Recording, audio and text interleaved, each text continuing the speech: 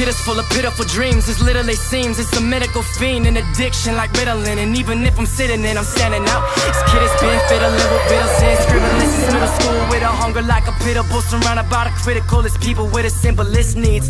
I've been sitting in, hitting on these 88 keys with a dream. Not everyone can live his life. I've been sitting with a crazy thought, like maybe I can do what they did. Matt REDD, I'm from Winnipeg, Manitoba. What's different about your style compared to other rappers? I feel like a lot of rappers like to rap about things they don't actually know about. Gang, banging lifestyle, guns, drugs. And that's because that's what they grew up listening to. And they're like, oh, well, if I do that, it worked for them, so it's gonna work for me, obviously. But that's not how it is, because people can see through you and like realize that that's not who this person is, so they're fake.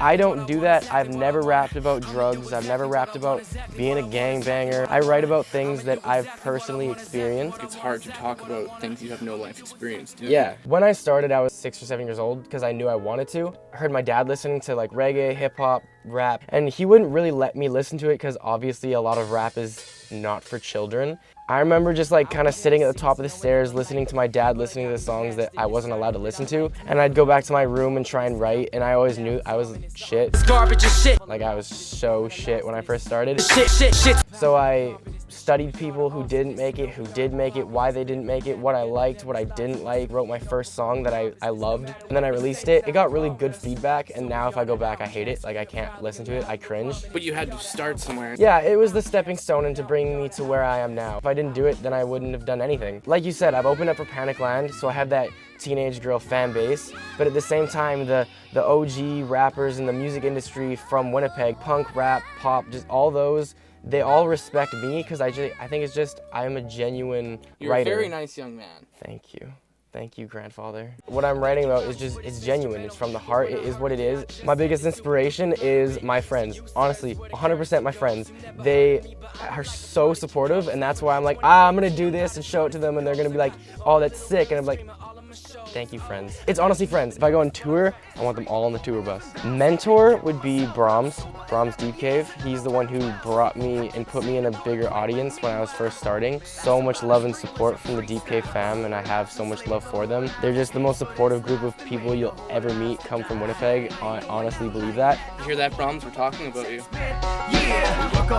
Being a hip-hop artist is more than just writing. There's so much more. There's like music videos, there's recording, writing, producing, shows, performances. There's just so much that comes with it. If you were to ask me right now, I'd say I don't like performing because I always get super nervous before. I'm like, I hate this. Why did I agree to do this? I should have just stayed home. But then after I perform, I'm like, it's like the best feeling in the world. Favorite memory is opening for Panicland. Opened so many doors for me and introduced me to so many different people. You hear that, Panicland? We're talking about you.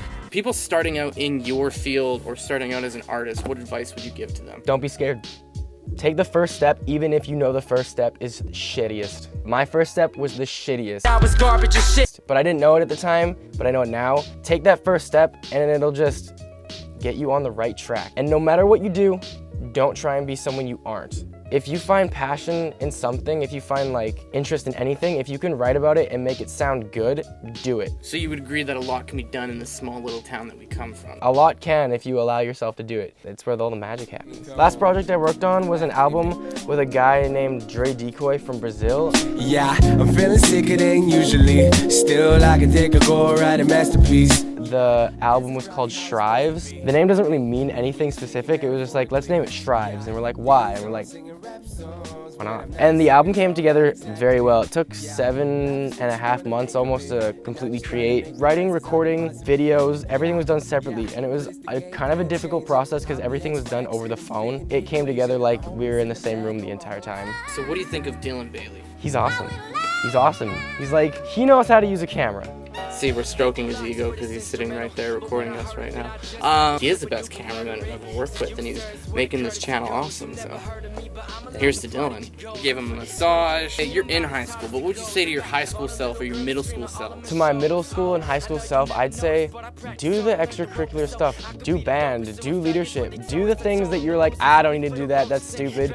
I never thought I had to do it, but recently I've started doing it more because that's what music's pushed me into doing, and everything is so fun, and it makes me think like, oh, I've wasted all my school years. Like I could have made them fun as much as I hate school. A lot of people don't realize every course after high school you actually have to pay for. Yeah. I'm gonna probably end up telling my children or just anyone, and they're just gonna be like, ah, fuck you, Dad. They're gonna be like, ah, Dad, I should Fuck listen. you and your red hair, Dad. Would you say collaborations are an important thing? I think they are. It's a good way to build your audience and make friends and just opportunities. If I didn't do any of the collaborations, I wouldn't have met a lot of people. You two, I probably wouldn't have met if I didn't work with people, and then more people will come work with you. Speaking of collaborations, we all collaborated on a music video project, which is available right here. Or if you're on your phone, it is down below in the description.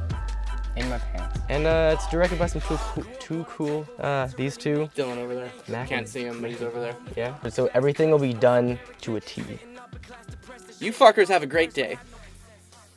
I don't know, yeah, like subscribe and all that shit, and like, yeah, I feel like that's important. I feel like it was important. Yeah, it is important to say subscribe, right? Yeah, subscribe. Do it.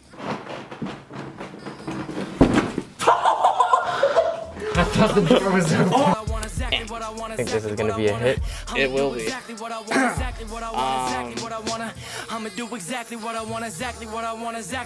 There's certain things that we cut out, and this is just for us. Exactly what I want, exactly what I want, exactly what I want. I'ma do exactly what I wanna, whenever I wanna, yeah, you know that. Rapping ain't a hobby, no one's my life. Watch me put my fucking name up on the map. Faster than a raptor, back to back we read up in this chapter. Come after, one go straight to the top, no ladder. Telling me to get a job like you don't believe that the shit that I do can eventually be the thing that puts the food on the table and be also my drink too.